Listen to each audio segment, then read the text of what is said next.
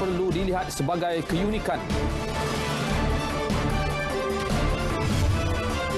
Proses pembenihan awan dilaksana esok.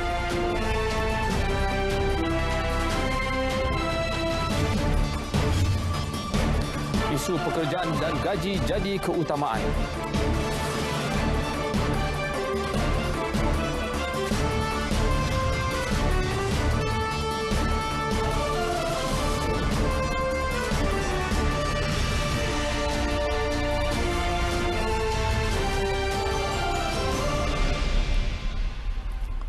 Assalamualaikum dan salam sejahtera. Anda bersama saya Wan Lukman Muhammad Fisol dan saya Nur Mazalina Muhammad Nur.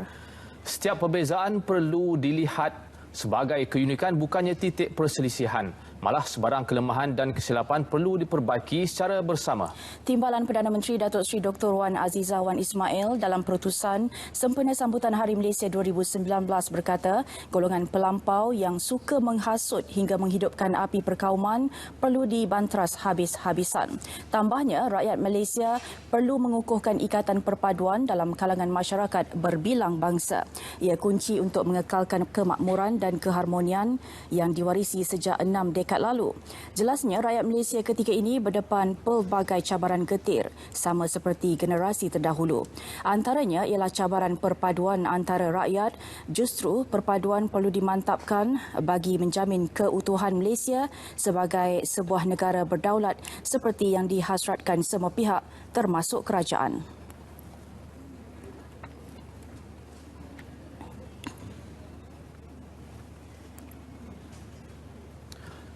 Bersempena sambutan Hari Malaysia, sebentar lagi berlangsungnya konsert Kitab Nang Steady di Bumi Kenyalang. Ya, bagi mengetahui kehangatan konsert orkestra tersebut, kita terus sahaja bersama Debbie Amanda Padan yang kini berada di Arena Gemilang Tunku Abdul Rahman Detar, Putra Unimas Kota Samarahan. Silakan Debbie. Kembali kepada Wan Lukman dan Mazalina di Angkasa.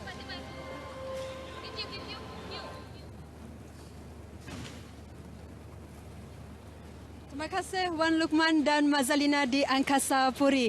Dan konsert Kitab Nang Steady atau Anda Memang Hebat, Orkestra RTM akan bermula dalam beberapa minit lagi dari sekarang. Dan konsert ini, kita sebagai rakyat Malaysia, anda memang hebat kerana kita dapat duduk di negara Malaysia ini dengan penuh aman dan damai sejak pembentukan Malaysia 1963. Dan konsert ini diadakan bersempena dengan Hari Malaysia yang akan disambut esok, di mana tahun ini Sarawak menjadi tuan rumah. Dan sambutan Hari Malaysia 2019 akan diadakan di Stadium Perpaduan Petrajaya Kuching. Dan konsert Nang Steady sepatutnya diadakan di panggung udara, tetapi terpaksa dipindahkan ke Unimas Kota Samarahan ekoran keadaan jerebu yang melanda negeri ini. Dan pada hari ini, konsert orkestra ini mempunyai pelbagai keunikannya sendiri, di mana pada hari ini konsert orkestra ini menampilkan 43 pemuzik orkestra dan pemuzik tradisional sapek dan sitar. Konsert malam ini, orkestra malam ini gabungan pemuzik orkestra Kuala Lumpur dan combo RTM Kuching. Sarawak merupakan lokasi kedua selepas kejayaan konsert Evolusi 73 bersempena sambutan ulang tahun RTM 73 di Kuala Lumpur baru-baru ini. Untuk warga Bandaraya Kuching dan mereka yang tinggal berdekatan di Samarahan ataupun di Serian, anda masih sempat lagi untuk datang ke Unimas ini. Jom warga Kuching datang situ. Kita sama-sama memeriahkan sambutan ataupun konsert orkestra RTM ini di sini. Bagi anda yang tidak berkesempatan untuk datang, anda boleh menyaksikan secara langsung konsert orkestra RTM melalui saluran TV2 dan saluran Sarawak FM dan melalui aplikasi RTM Mobile. Saya rasa itu saja yang dapat saya kongsikan dari Arena Detar Unimas Kota Samarahan. Sayangi Malaysiaku, Malaysia bersih. Kembali kepada rakan penyampai di Angkasa Puri. Baiklah, terima kasih Debbie di Kota Samarahan. Baik, terima kasih. Sekarang kita beralih ke perkembangan jerebu. Setakat pukul 7 malam, 4 kawasan telah mencatatkan bacaan indeks pencemaran udara IPU sangat tidak sihat. Ia melibatkan Tangkak, Johor, Melaka dan Samarahan serta Kuching, Sarawak. Kita saksikan bacaan IPU berkenaan.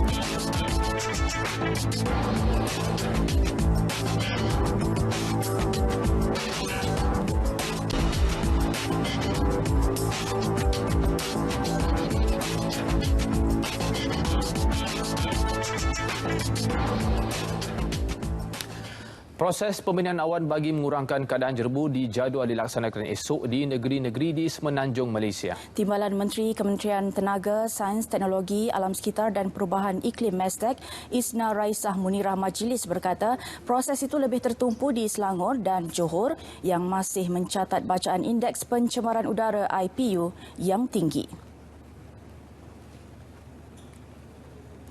Briefing bermula pukul 8.30 pagi dan insya-Allah cloud seeding tu mungkin akan dijangka dilakukan sekitar jam 11, sekitar jam 12 lebih kurang begitu ya. Dan mudah-mudahan esok keadaan lebih membantu supaya proses cloud seeding ini dia efektif bila dijalankan. Mengulas selanjut, beliau berkata pembinaan awan yang dijalankan di Sarawak Khamis lalu telah berjaya menurunkan bacaan IPU di negeri itu selepas menjadi negeri yang paling terjejas akibat jerebu daripada kebakaran terbuka yang berlaku di Kalimantan. Beliau berkata demikian selepas bersama-sama Ketua Menteri Pulau Pinang, Chow Kon Yeow merasmikan program larian warisan 110 anjuran Jabatan Kimia Malaysia di Padang Kota Lama. Johor bersedia menghadapi segala kemungkinan sekiranya keadaan jerebu semakin buruk. Ya, berikutan bacaan indeks IPU di negeri itu ditakrifkan sebagai sangat tidak sihat selain trend bacaannya yang meningkat. Menteri Besar Datuk Dr. Shahruddin Jamal turut menasihatkan orang ramai supaya memakai topeng penutup hidung dan mulut sekiranya melakukan aktiviti di luar rumah.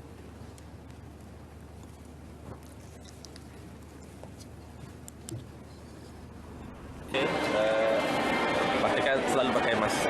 Okey. So semua masyarakat kena betul terhadap indeks udara di kawasan itu. Tutup sampai kita dapat tahu bahawa indeks itu kurang daripada 200. Okey. Datuk, kerja ini bersedia dalam banyak lagi daerah tertutup. Kita memang sentiasa bersedia. Okey. Beliau berkata demikian kepada pemberita selepas merasmikan program penghayatan rukun negara di Sekolah Menengah Kebangsaan Tasik Utara, Johor Bahru. Semalam 320 buah sekolah dan institusi pengajian tinggi di 3 daerah, Muar, Tangkak dan Pontian, ditutup. Malaysia belum menghantar sebarang surat rasmi kepada Indonesia berhubung isu jerebu yang melanda negara ketika ini. Ya, Perdana Menteri Tun Dr. Mahathir Mohamad menjelaskan negara akan mengenal pasti terlebih dahulu punca dan pihak yang menyebabkan jerebu sebelum menghantar surat berkenaan. Dia tak tulis apa-apa. Dia tengok dengan evidence. Pasal dia claim kata ini datang daripada Malaysia. Jadi kita kena verify sama ada datang daripada Malaysia atau tidak. Mengulas selanjutnya, Tun Dr. Mahathir menjelaskan pihaknya sentiasa mencari penyelesaian jangka masa panjang. Namun ia memerlukan kerjasama beberapa negara lain. Tun Dr. Mahathir memaklumkannya selepas menyaksikan perlawanan akhir Putrajaya Boat Race 2019 di Putrajaya. Dalam perkembangan yang sama, Malaysia dan Indonesia akan mengadakan perbincangan segera berhubung tindakan SITA terhadap syarikat peladangan kelapa sawit negara yang didakwa menjadi penyebab jerebu. Timbalan Menteri Industri Utama Datuk Seri Syamsul Iskandar Mohamad Akin berkata perkara itu perlu diperhalusi segera bagi mengelak sebarang kemelut yang boleh menjejaskan hubungan kedua negara. Ujar beliau, dakwaan Kementerian Alam Sekitar dan Perhutanan Indonesia yang mengatakan syarikat sengaja melakukan pembakaran perlu diselesaikan secara diplomasi. Bahawa dalam kita menjaga hubungan dua negara ini, tindakan-tindakan yang akan mengeruhkan lagi keadaan ini tentunya tidak baik untuk hubungan negara serumpun lah, kan, jiran kita dalam ASEAN, dan kita mempunyai bergabung pula di dalam satu jatuh kuasa khas membabitkan pengurusan minyak sawit ini. Jadi I think it is not fair if that accusation is being leveled against us. So hopefully we can resolve that. Beliau ditemui pada Majlis Convocation ke-17 Kolej Antarabangsa Yayasan Melaka di Durian Tunggal.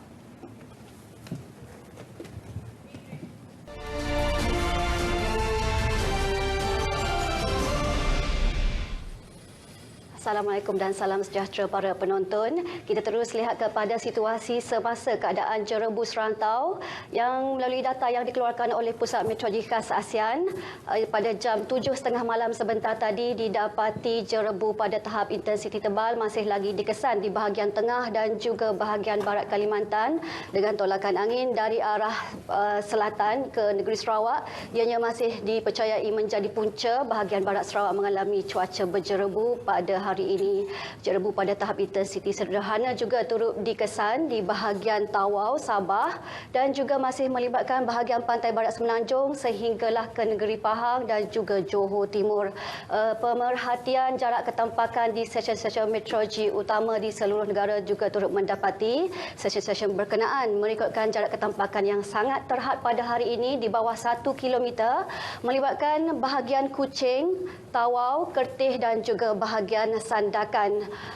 Untuk negeri Selangor, stesen meteorologi di Sepang juga turut merekodkan jarak ketempakan yang sangat rendah iaitu 2 km dicerap pada jam 7 malam sebentar tadi. Untuk negeri Melaka pula, jika pagi tadi bahagian ini mencatatkan bacaan jarak ketempakan 1.5 km.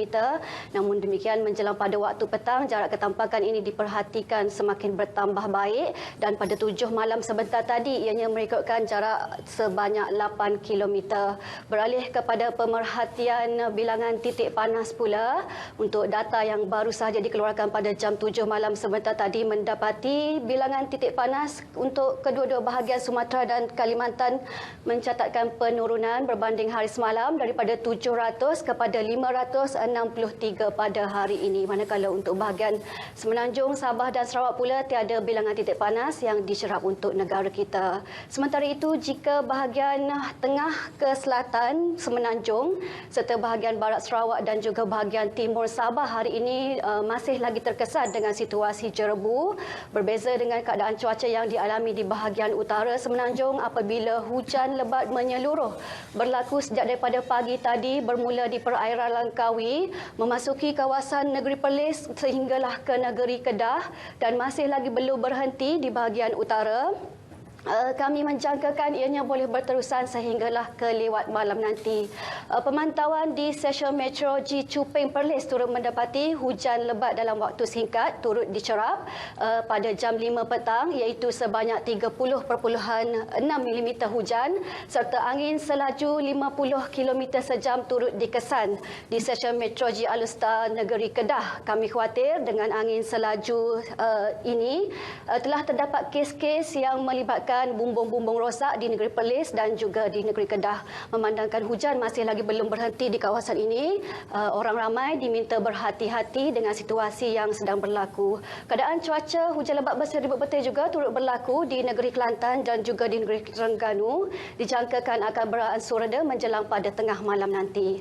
Untuk negeri Sabah dan Sarawak pula tiada hujan dicerap untuk ke semua kawasan dan diramalkan akan berterusan sehinggalah ke hari esok. Sekalipun cuaca buat masa ini, seterusnya ramalan cuaca bandar-bandar utama.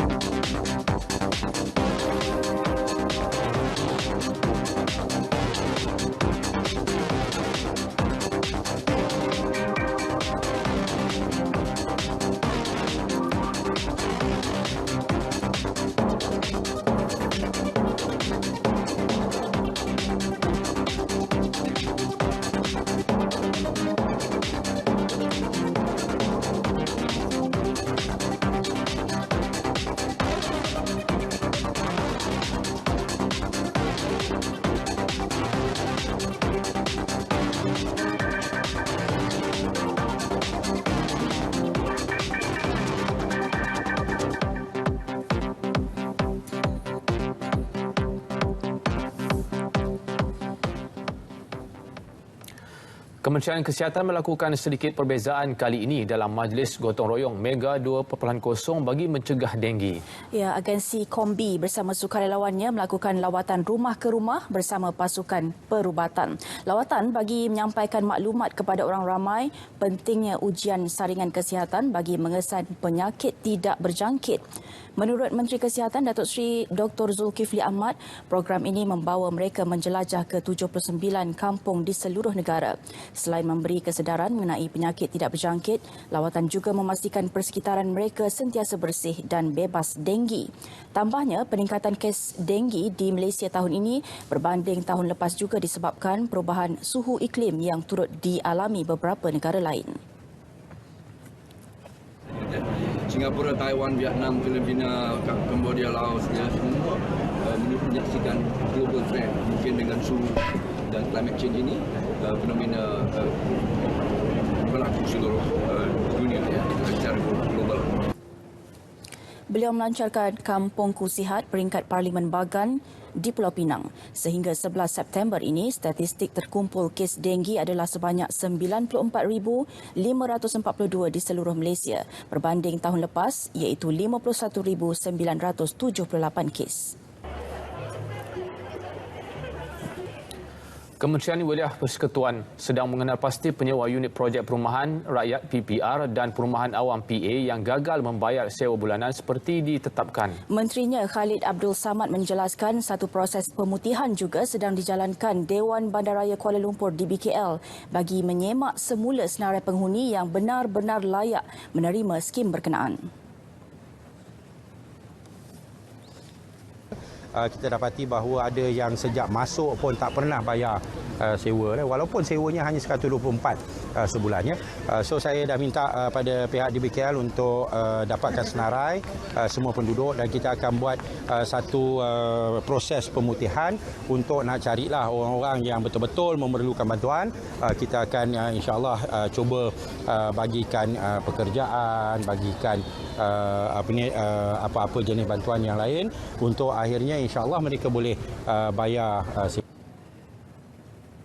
Beliau menjelaskannya selepas merasmikan Karnival Permainan Malaysia 2019 di Ibu Negara.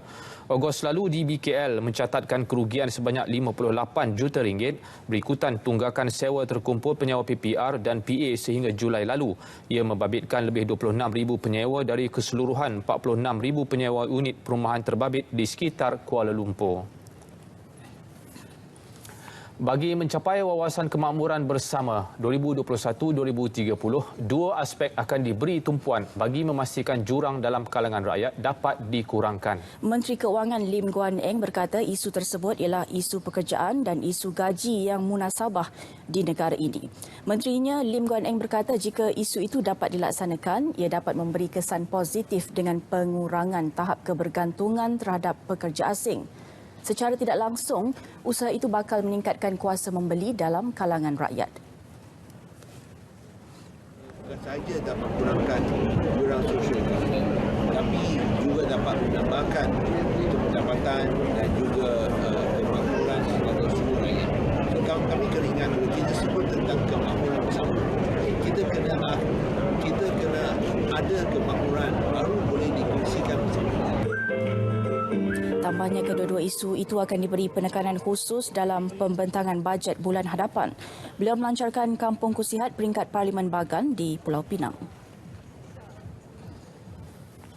Dalam pada itu, hala tuju latihan teknikal dan vokasional TVET di negara ini berada di landasan yang betul apabila pemain industri turut terlibat sama dalam mencorakkan sistem pendidikan ke arah latihan itu. Menteri Pendidikan Dr. Mazli Malik menjelaskan TVET akan diberi penekanan khusus dalam belanjawan 2020 selari dengan wawasan kemakmuran bersama 2021-2030. Saya boleh memberikan jaminan bahawa masa depan TVET di Malaysia agak cerah dan kita ingin menyeru supaya lebih ramai lagi pelajar-pelajar terlibat dengan pendidikan TVET. Sebab pendidikan TVET bukanlah pilihan terakhir atau bukanlah pilihan kelas 2. Pilihan TVET juga merupakan sebahagian daripada pilihan arus perdana dan itulah masa depan dunia. Terima kasih. Kementerian Pendidikan telah memberi penekanan terhadap TVET sejak awal tahun ini. Beliau berkata latihan dan kemahiran wajar ditekankan bagi menyediakan golongan pelajar ke arah revolusi industri IR 4.0. Beliau bercakap demikian selepas merasmikan My Digital Maker Fair di Ibu Negara. My Digital Maker Fair adalah program bagi pemain industri terutama dari sektor teknologi untuk membantu membangunkan masa hadapan negara khususnya murid sekolah. Pada awal lagi kita dah pupuk minat pelajar-pelajar kita ni dalam bidang teknologi. Bukan saja daripada co-curriculum, juga dalam kurikulum itu sendiri. Coding ni, saya minat coding ni sebab kita nak menginovasi satu perkara baru. Saya seronok, saya suka teknologi yang baru. Sebab saya suka apa yang ada di angkasa lepas, macam planet lain dan juga bintang-bintang. So, saya ingin pergi ke Marikh satu hari. So, you datang ke My Digital Fair ni untuk? Untuk lihatlah apa yang dia ada kat sini tentang angkasa lepas dan benda-benda lain. Sebab ada banyak untuk masa depan kita orang. Memasuki edisi ketiga, acara tahunan pendidikan digital Perdana Negara ini dianjurkan oleh Perbadanan Ekonomi Digital Malaysia, MDEC. Kementerian Pembangunan Luar Bandar akan memfokuskan tentang pembangunan modal insan dan sosioekonomi. Menurut Menterinya Datuk Seri Rina Harun, sebagai contoh ada dalam kalangan masyarakat luar bandar mempunyai perniagaan sendiri namun kekurangan motivasi dan hala tuju untuk mempertahankan dan menambah baik perniagaan yang dimiliki. Justru mereka harus diperkukuhkan dengan ilmu, bimbingan dan motivasi agar segala kemudahan yang telah disediakan kerajaan dapat digunakan secara cekap. Biar masyarakat luar bandar ini juga dapat memainkan peranan yang lebih aktif. Saya yakin masyarakat luar bandar ini jika diberikan motivasi, diberikan inspirasi, mereka juga boleh berjaya. Kita nak bantu juga dari segi bantu sikap masyarakat luar bandar ni. Sebab kita nak supaya mereka ni tidak terasa bahawa kalau mereka ni berniaga di luar bandar mereka tak boleh jauh. Kita nak inspire mereka ni. Beliau ditemui dalam program Komuniti Sejahtera di PPR Perkasa Kuala Lumpur. Berhubung tiga negeri termiskin iaitu Kedah, Kelantan dan Perlis seperti yang dinyatakan Perdana Menteri semalam, beliau berkata pihaknya sedang memperkukuh program sedia ada bagi penduduk luar bandar bagi menjana pendapatan seperti projek bersepadu pembangunan ekonomi kampung. Kerangka dasar luar negara bagi Malaysia baharu akan dilancarkan oleh Perdana Menteri Tun Dr. Mahathir Mohamad di Jabatan Perdana Menteri Putrajaya Rabu ini. Menteri Luar Datuk Saifuddin Abdullah berkata kerangka dasar luar negara tersebut meliputi tiga bidang utama iaitu politik dan keselamatan, kepentingan ekonomi dan identiti Malaysia atau sosio-budaya.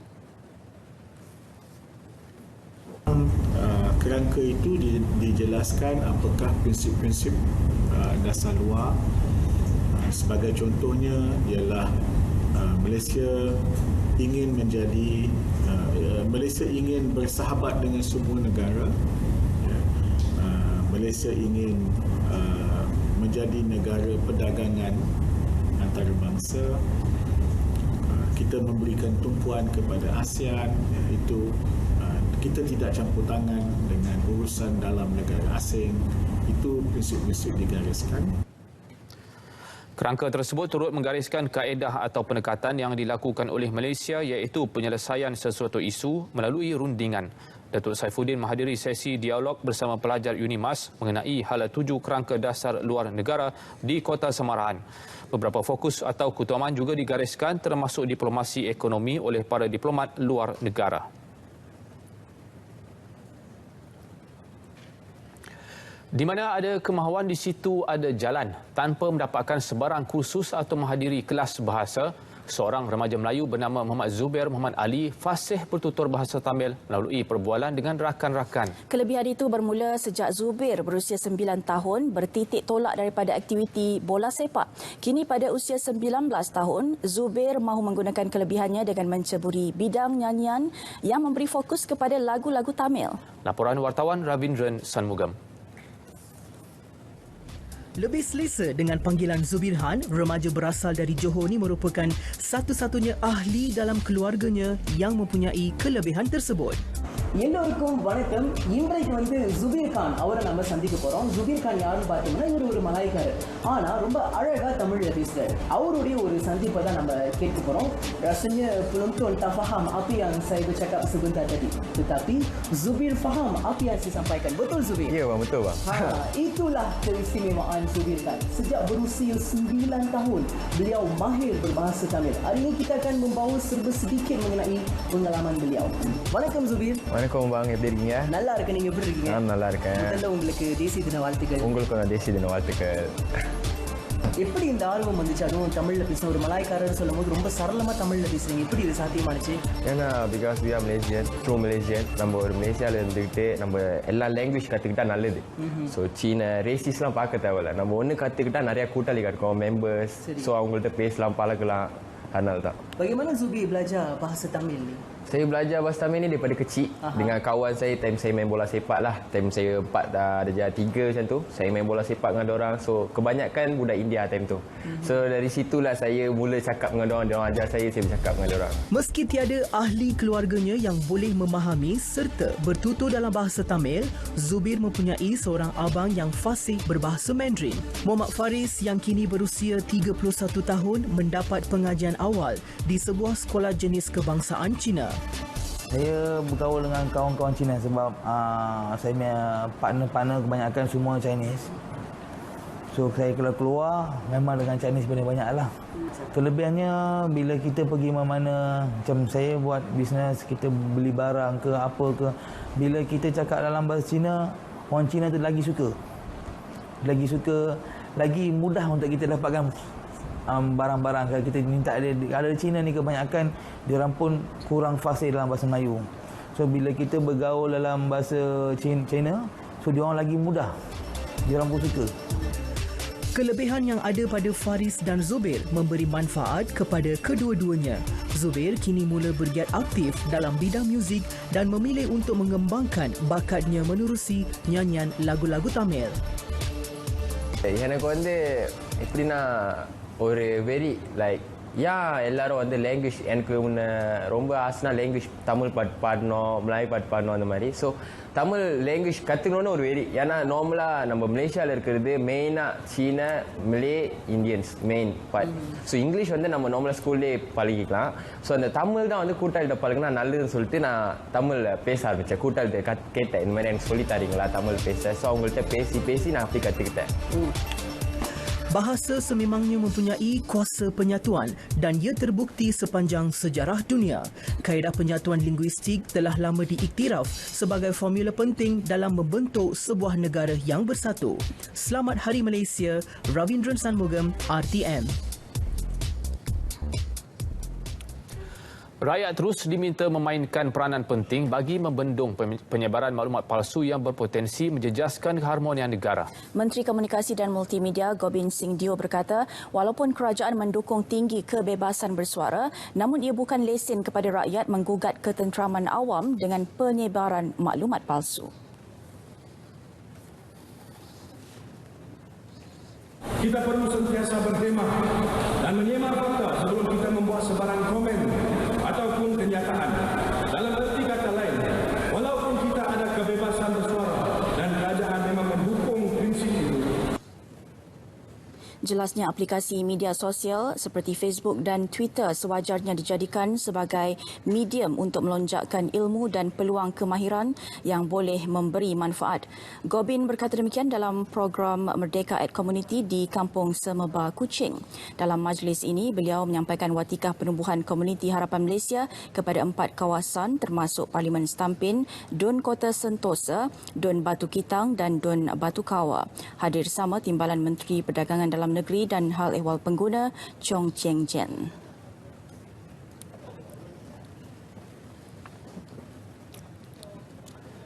Jabatan Imigresen Malaysia JIM menahan 68 warga asing termasuk seorang wanita dalam operasi bersepadu di premis perniagaan nilai 3 Negeri Sembilan. Menurut Ketua Pengarahnya Datuk Khairul Zaimi Daud, operasi itu dijalankan bagi menangani aduan orang awam berhubung kebanjiran warga asing di kawasan berkenaan yang turut mendominasi perniagaan. Kesemua mereka yang ditahan merupakan warga asing dari Pakistan, Myanmar, Bangladesh dan Kemboja berusia antara 20 hingga 40 tahun. Hasil serbuan di 39 premis perniagaan, seramai 298 warga asing telah diperiksa dan 67 daripadanya ditahan bagi pemeriksaan ketulinan permit atau dokumen, manakala seorang lagi ditahan kerana memiliki pas lawatan sosial tetapi bekerja di sebuah kedai menjual pakaian. Berdasarkan kepada dokumen yang diperiksa, kebanyakan pekerja-pekerja asing di sini mempunyai dokumen dan permit kerja yang sah. Dan selain daripada itu, terdapat juga warga negara asing yang berkahwin dengan penduduk tempatan. Jadi mereka ini mempunyai permit yang sah juga ya, untuk sama ada menjalankan perniagaan atas nama pasangan masing-masing ataupun bekerja di premis berkenaan dengan kebenaran imigresen. Beliau bercakap kepada media selepas menyertai operasi bersepadu dinilai. Tambah Datuk Khairul, kesemua tahanan dibawa ke Depot Tahanan Senawang untuk siasatan dan tindakan lanjut. Operasi bersepadu itu melibatkan seramai 292 pegawai, antaranya Jabatan Imigresen, Suruhanjaya Syarikat Malaysia SSM, Jabatan Pendaftaran Negara, Jabatan Pengangkutan Jalan dan Angkatan Pertahanan Awam. Dan operasi itu juga sebanyak 14 notis penjelasan dan kompaun dikeluarkan. Baiklah, untuk berita sukan kita bersama Fazli Ibrahim. Okey, perkembangan pada malam ini Wan Lokman dan juga Mazalina, pastinya perkembangan Piala Malaysia. Slot bagi peringkat suku akhir masih lagi menjadi rebutan untuk beberapa pasukan dan juga Liga Perdana Inggeris. Ramai yang tertunggu laporan sukan. Teruskan Fazli. Terima kasih.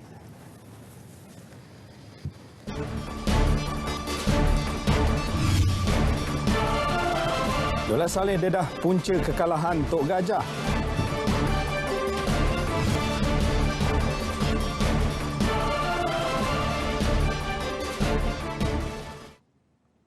Kita mulakan dengan Piala Malaysia. Perak melakar kemenangan kedua selepas menewaskan Pahang 3-1 dalam saingan kumpulan C di Ipoh. Kemenangan itu membolehkan The Boss Gaurus mengumpul 8 mata di belakang Pahang yang terlebih dahulu menempah tempat ke suku akhir. Gol pertama tuan rumah diperoleh pada minit ke-31 selepas Ronaldo Henrik Silva menolak masuk hantaran lintang Nur Hakim Hassan. Jurang kedudukan terus diluaskan lagi oleh Syaril Fikri apabila menanduk masuk hantaran Nazirul Naim setelah Perak mendapat sepakan percuma pada minit ke-45. 2 minit selepas babak kedua bersambung, Syahril menambah gol ketiga The Boss Gaurus. Manakala gol tunggal Pahang pula dihasilkan oleh pemain importnya Lazarus Kaimbi yang menolak masuk hantaran Wan Zaharul Nizam pada minit ke-84. Di Stadium Perak, The Boss Gaurus menundukkan Tok Gajah 3-1. Bagi jurulatih Pahang Dola Saleh, kekalahan di Ipoh itu disebabkan keserasian skuad kendaliannya terjejas ketika menentang Perak. Berikutan 6 tonggaknya tidak dapat bersama dalam sesi latihan selepas terbabit dengan tugasan skuad kebangsaan.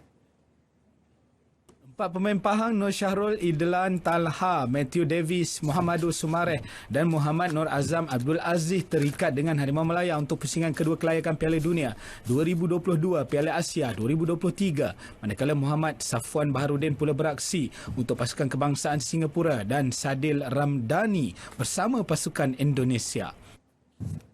Jadi kat situ tak ada nampak keserasian selepas 3 minggu tidak bersama. Jadi saya percayalah memang malam ini memang kita bukan tim Pahang yang sebenarnya. Dolah turut mengakui pengesahan selaku juara kumpulan C Piala Malaysia dan layak ke suku akhir turut menjadi punca anak buahnya tewas. Jelas Dolah, persediaan rapi akan dilakukan selepas ini bagi memastikan skuad Tok Gajah kembali bangkit pada perlawanan terakhir menentang Pulau Pinang Rabu ini.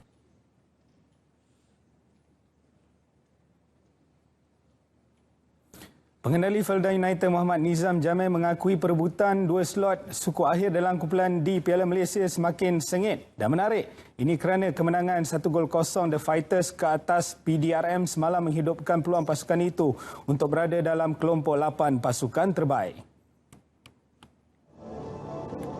Menurut bekas pemain kebangsaan itu, kemenangan itu menyaksikan perebutan 2 slot suku akhir lebih menarik dengan perlawanan terakhir peringkat kumpulan bakal jadi penentu. Pada perlawanan di Stadium Tun Abdul Razak Jengke itu, gol tunggal jaringan pemain tengah S. Chanturu pada minit ke-60 mengesahkan 3 mata penuh milik Felda United. Dalam kumpulan D, Selangor, Melaka United dan Felda United masing-masing mengutip 7 mata, manakala PDRM pula 5 mata. Sementara itu, pengendali The Corps, E. Elavarasen berkata, skuadnya tidak bernasib baik untuk membawa pulang sebarang mata. Ketumpulan jentera serangan menyebabkan misi mengutip mata tidak kesampaian.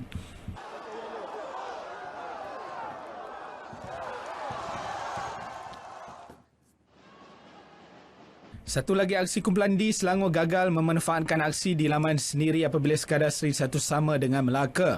Gol Selangor dijaringkan pada minit ke-37 apabila penjaga gol pelawat Khairul Fahmi Cik Mat gagal menangkap kemas rembatan Ifedayo Olusegun yang disudahkan Muhammad Khairil Muhaimin Zamri. Manakala gol penyamaan skuad kendalian Zainal Abidin Hassan pula dijaringkan Saiful Rizwan Selamat menerusi rembatan dari luar kotak penalti selepas 3 minit babak kedua bersambung. Hasil perkembangan bola sepak, kejohanan Piala Global J Green Soccer yang berlangsung di Osaka, Jepun. Malaysian Warriors mencerahkan peluang untuk layak ke separuh akhir selepas melangkah ke peringkat seterusnya hasil 2 kemenangan pada hari terakhir pusingan kelayakan hari ini sekaligus menduduki tempat kedua kumpulan B. Manakala Malaysian Tigers yang berada di tangga keempat kumpulan C pula akan merebut untuk klasifikasi tempat ke-9 sehingga ke-16. Laporannya bersama Tina Rama. Lepas mencatat 2 kemenangan sebelum ini, Malaysia Warriors meneruskan rentak konsisten dalam 2 perlawanan terakhir hari ini.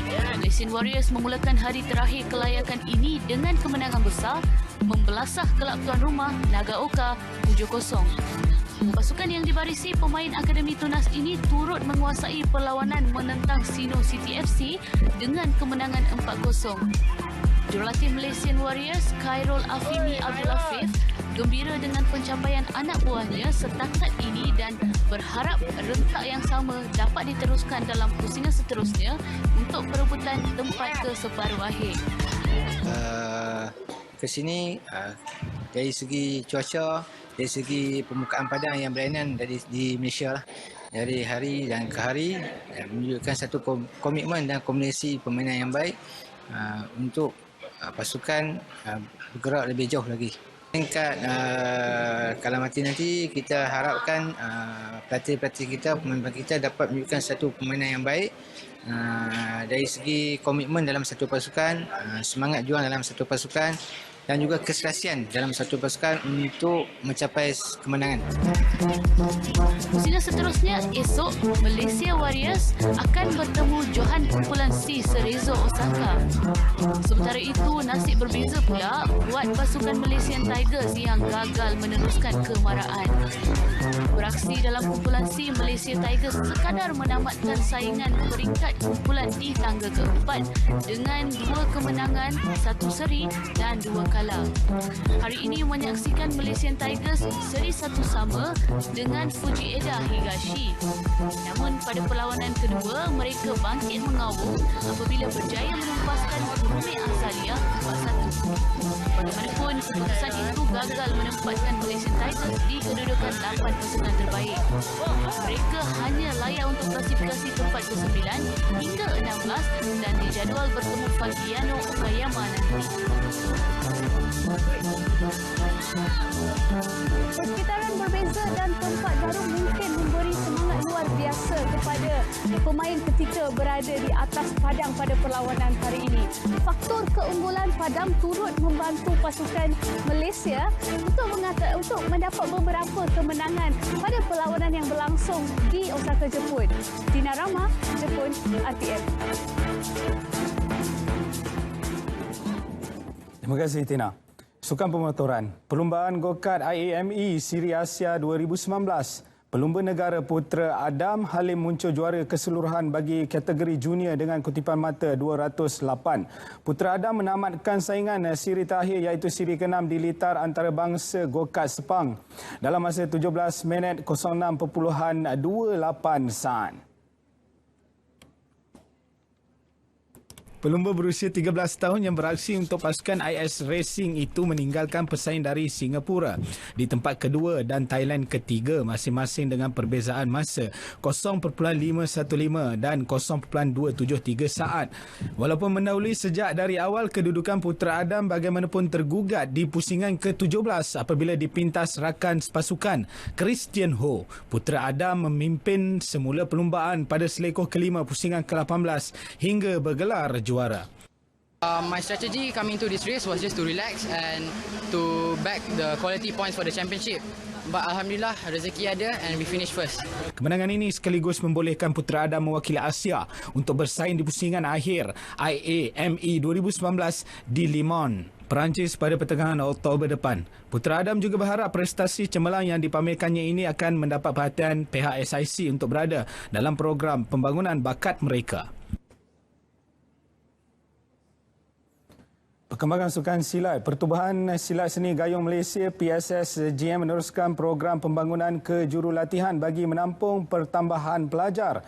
Program dijangka melahirkan 50 jurulatih menjelang tahun hadapan. Menurut Yang di-Pertua PSSGM Kuala Lumpur dan Putrajaya, Rizal Husin, pertambahan jurulatih adalah perlu bagi menampung keperluan. Modul program menetapkan para pelatih untuk mengikuti pengajian persilatan daripada pelbagai sudut. Ia termasuk kemahiran menggunakan senjata, penguasaan gelanggang dan ilmu pengurusan serta pentadbiran. Sebab kita dalam proses menjelang 2020 untuk menyediakan barisan jurulatih yang ramai lah. Sebab kita anggarkan anak-anak gayung kita dah mencapai angka 2,000 dan kita memerlukan lebih 50 orang jurulatih untuk tahun hadapan lah. Setiap pelatih perlu melengkapkan sukatan pelajaran 72 jam sebelum dianugerahkan tali pinggang kuning sebagai jurulatih. Rizal ditemui selepas merasmikan kursus seni senjata tradisional di Ibu Negara. Segmen sukan melabuhkan tirai dan esok masih lagi bercuti. Terpulang kepada anda nak buang kalori atau tambah kg. Dan selepas ini segmen hashtag akan kita terus ikuti bersama dengan kembali bersama dengan Wal Oman dan juga Mazalina. Silakan.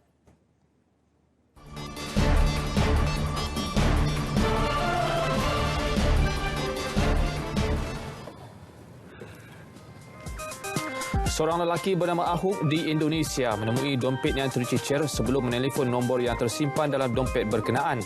Bukan setakat itu, Ahuk bertekad menghantar semula dompet tersebut kepada tuannya.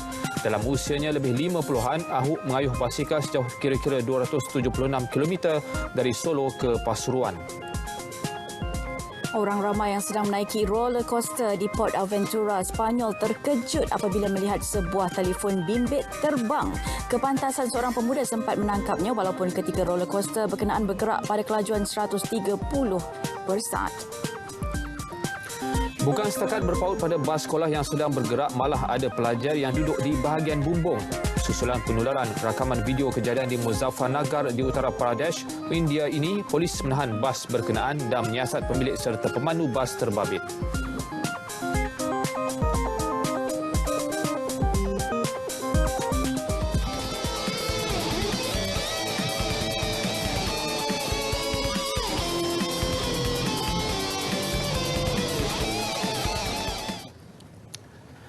Siapa yang tidak kenal dengan pemain drum tersohor Yazid Ahmad? Ya, awal bulan ini Yazid dikejarkan ke hospital ekoran jangkitan kuman pada paru-paru. Ikuti kisah ini dan juga kisah Malam Kemala Irama dalam Bidiva.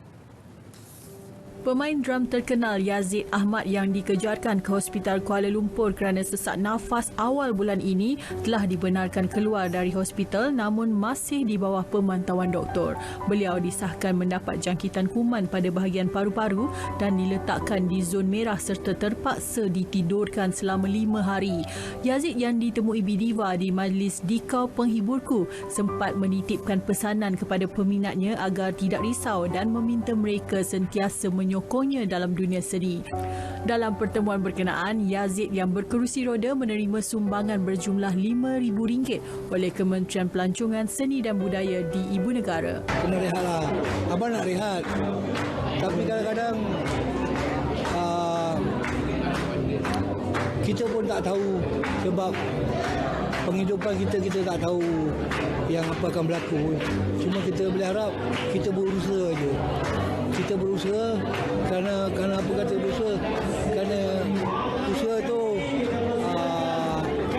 adalah satu daripada amanah daripada peminat, minta kita datang, peminat untuk kita buat persembahan, ada peminat nak tolong. Jadi dia ada kena-mengena. Jadi kita kena, kalau tak nak baik jangan jadi artis. Peminat banyak juga yang call yang nak tahu. Memang sebenarnya kesihatan abang ni sebenarnya belum fully 100% lagi. Tapi disebabkan pada malam ni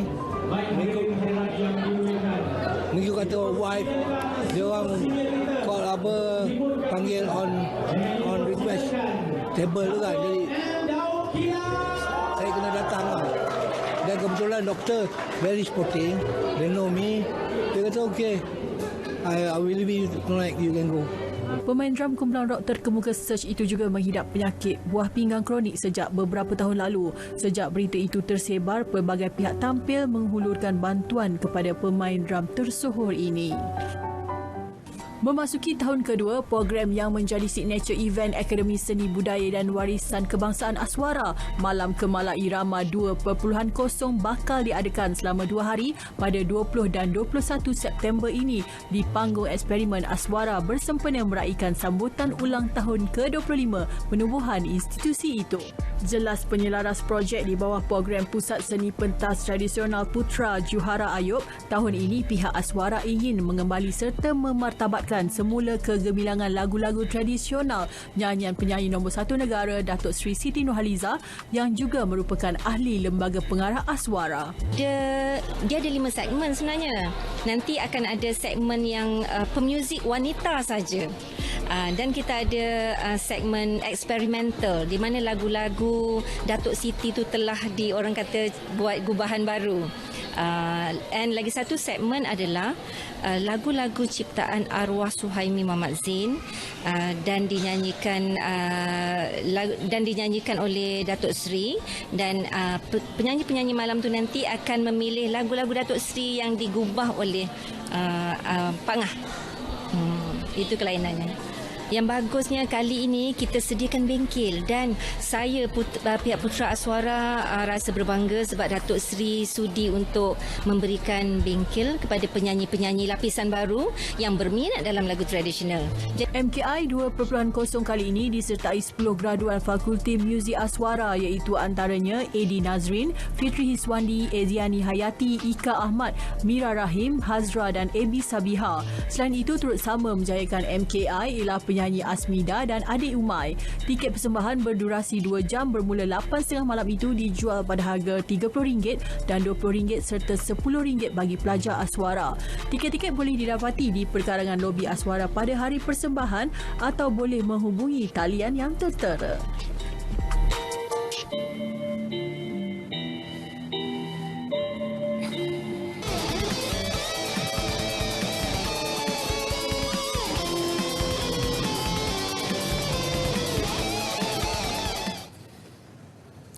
Nasional 8 edisi Ahad 15 September berakhir di sini. Sebelum berpisah, kami tinggalkan video klip terbaru Hazama dengan penampilan istimewa Perdana Menteri Tun Dr. Mahathir Mohamad. Ya, video muzik Anak Bangsa Malaysia itu baru saja dilancarkan sejam yang lalu. Dengan itu, Assalamualaikum dan selamat Hari Malaysia. Kita saksikan video berkenaan bersama-sama.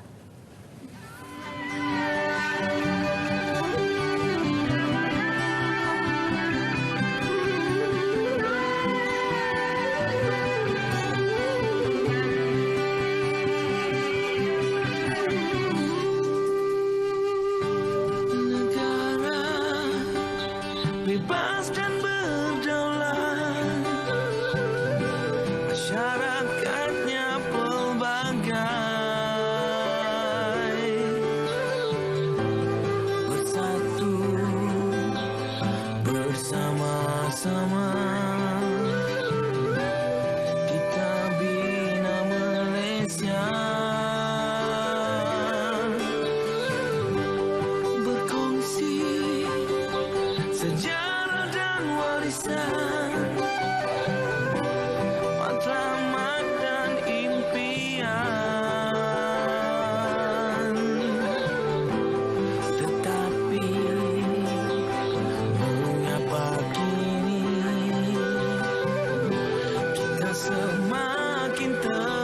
bangsa.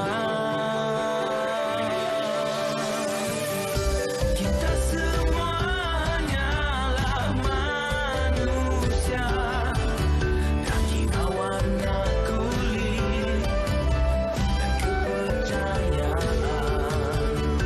Berpayung kita di bawah satu bendera.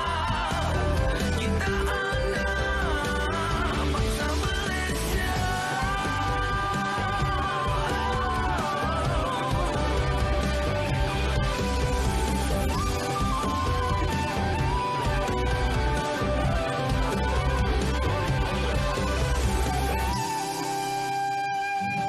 Fajar baru sudah menjelma dengan penuh harapan. Kesamaan jadi pedoman, kita menjadi satu. Akhirnya kita berjaya robohkan tembok pemisah. Mari kita ayo bersama bertahankan perpaduan. Kita semuanya lah manusia, daging awana kulit dan kepercayaan. Berpayung kita di bawah satu bendera.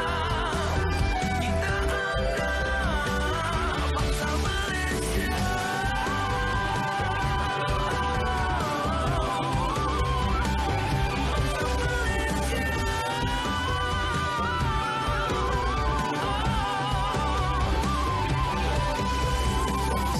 Anak bangsa Malaysia, bangsa kita, bangsa merdeka, gagah dan kuat kerana kepelbagaian. Dari yang banyak menjadi satu, membawa negara ke pesada dunia. Walaupun terdapat perbezaan, tembok pemisah kita robohkan. Bersatu padu tanpa kira warna kulit kerana kita adalah anak bangsa Malaysia.